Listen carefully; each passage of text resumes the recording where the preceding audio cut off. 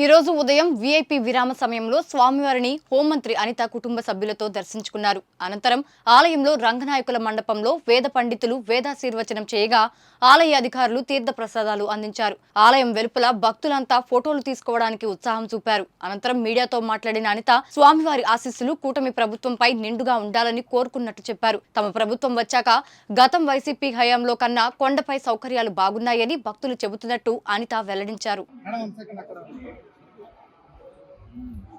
Sir వైది sir కొంచెం వెనక్కి sir అట్లా వెళ్ళిపోండి సార్.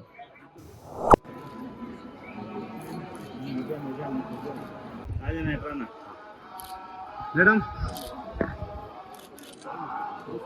ఓకే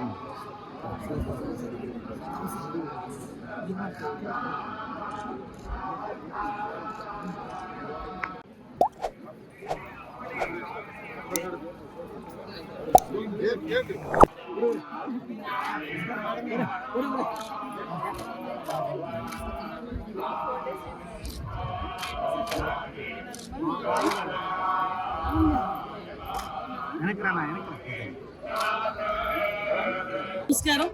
ఈరోజు దేవదేవుడు వెంకటేశ్వర స్వామి దర్శనానికి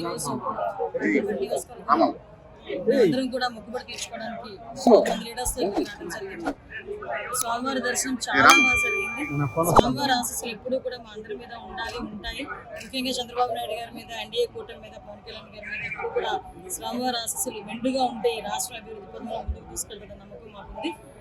ముఖ్యంగా ఇక్కడికి వచ్చిన తర్వాత భక్తులందరూ కూడా చాలా ప్రశాంతంగా ఉన్నారు, ఆనందంగా ఉన్నారు. వాళ్ళ మొహాల్లో నవ్వు కనిపిస్తుంది. చాలా మంది భక్తులు అయితే నా దగ్గరికి వచ్చి నన్ను పట్టుకొని మాట్లాడుతున్నారు.